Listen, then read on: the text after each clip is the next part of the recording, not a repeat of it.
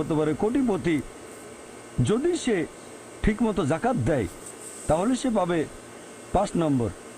হয়তো সে পুরো জাকাত দিল না, সামান্য কিছু অংশ দান করলো, যা দেওয়ার কথা তার 20% দিল, যেটা দেওয়া উচিত তার সামান্য অংশ দিল, তাহলে সে ফেল করবে। আবার কেউ হয়তো জাকাতই দেবে না, একেবারে শূন্য, আর গরিব লোককে কোনো জাকাত দিতে হবে না, সেভাবে ফুল নাম্বার।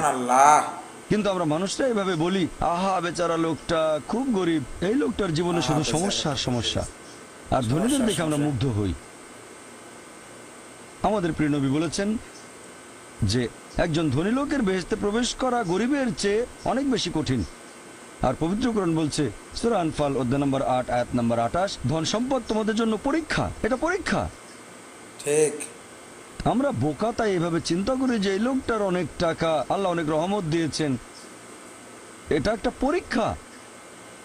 যদি এই রহমত